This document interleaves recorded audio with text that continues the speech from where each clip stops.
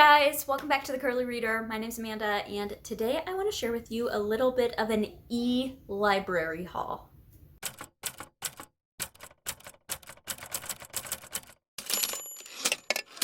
So previously, I have done library hauls where I share with you guys the books that I have checked out from the library. And I posed the possibility of doing an electronic haul for everything that I have checked out electronically from my local library. And so that's what I want to do today. But first, let me address this. This is a new shirt that I got from Scribd Designs. I follow her on Instagram, and I will link her website down below, but it says Devouring Books and Pizza since 1984, which is when the Book It program came into existence with the little Book It. Oh, I love it. I'm obsessed. So if you love this, go check out Scribd Designs. Like I said, I will link it down below. Show her some love. And yes, so let's get into a little bit of an electronic library haul. I want to explain a few things before I get into this.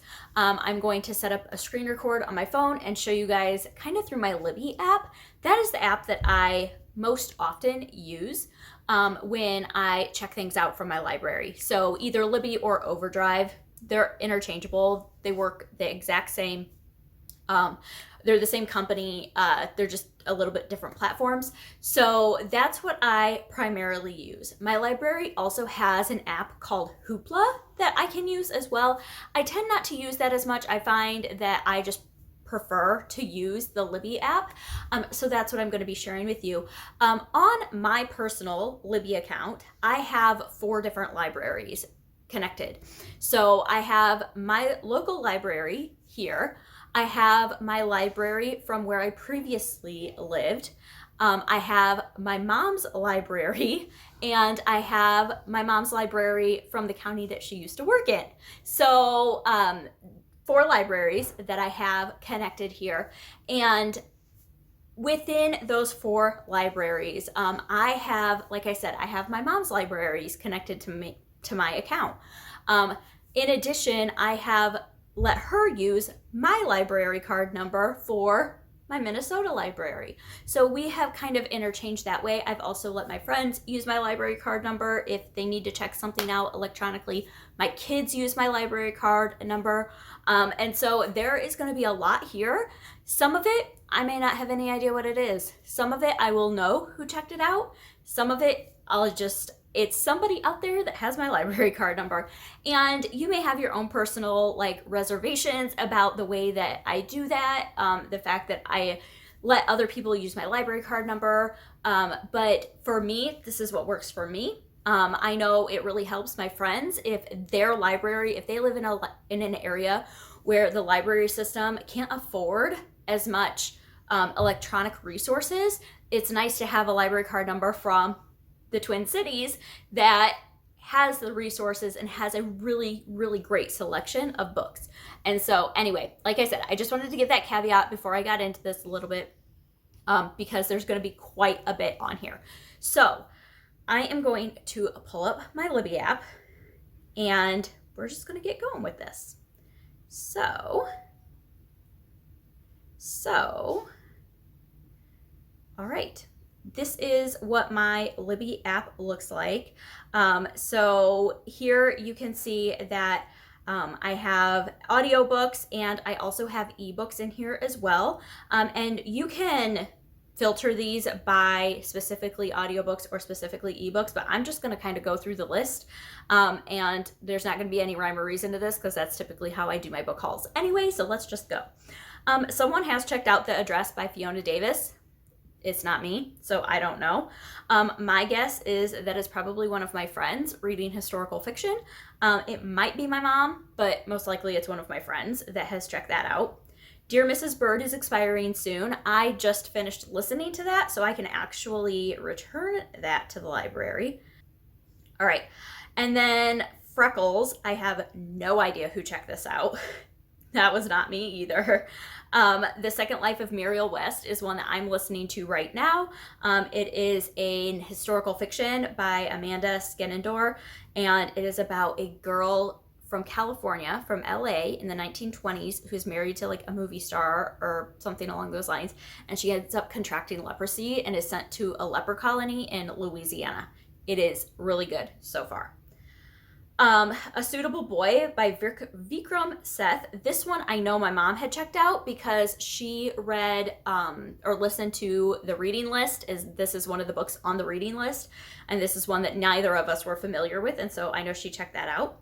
We have Dinosaurs Before Dark by Mary Pope Osborne, the first book in the Magic Treehouse series.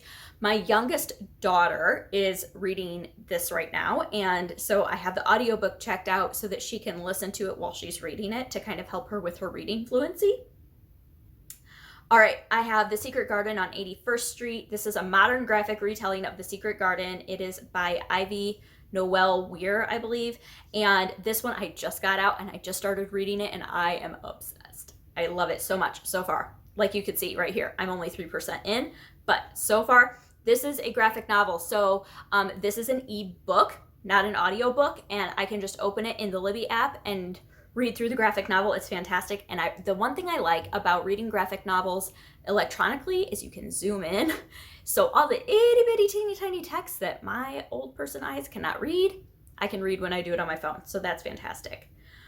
All right, I have the ebook out of The Secret Life of Bees by Sue Monk Kidd. I had checked this out for Historathon. I ended up not getting to it, but it's still checked out. I might still get to it by the end of the month, but we'll see. It's due in 3 days, so chances are probably not. In This Grave Hour by Jacqueline Winspear. My mom has been reading through these books. She's really liking them. And so that one she has checked out on audio. Love Lettering by Kate Claiborne. I have no idea who has this one checked out. Probably one of my friends is my guess. The Fountains of Silence by Ruta Sepetys. I'm going to guess my mom has this checked out, but I honestly have no idea. I have read this book. Yeah, I don't know who checked this one out, but it's fantastic. I highly recommend it. Kafka on the Shore by Haruki Murakami. This is my next door neighbor. Check this one out. She has a coworker that has been recommending Haruki Murakami, and so yeah, she really likes listening to audiobooks, and so I bet this one is one that she has checked out. The Time Traveler's Wife by Audrey Niffenegger. I think I said that right. This is another one that my mom checked out because of the reading list. This is another book that's mentioned in the reading list, and so she was listening to that. A Gentleman in Moscow by Immortals. I don't know who checked this one out. I'm not sure because most of the people that I know have already read it. So I have no idea. I should probably check and see. That's another fantastic one of my all-time favorites. At Home in Mitford by Jan Karen. No clue who checked that one out. Hatchet by Gary Paulson. I'm actually reading this one with my daughter right now. I don't know if we're going to keep going with it because she's in the middle of a lot of projects and I'm in the middle of a lot of projects, but I had it checked out so that I could read it with her, but I don't know if we're actually going to follow through with that.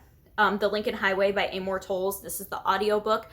My parents actually checked this one out because I was talking about it, and the city that I grew up in is like this itty bitty tiny little town, and it's on the Lincoln Highway. And so when my dad actually heard me talking about it, he wanted to listen to it, and so they have that one checked out.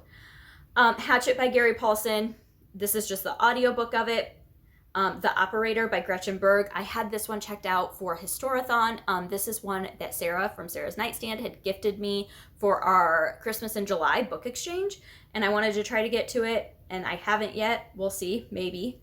I have The Light of Luna Park by Addison Armstrong checked out. Someone mentioned this. This had been on my radar. It was on my most anticipated of the year list. And someone had mentioned it in my previous video that I did about books that like made me do a Google deep dive. They mentioned this book and I was like, oh yeah, I wanted to read that. And so I went ahead and checked it out really quick. Blood, Bones, and Butter by Gabrielle Hamilton.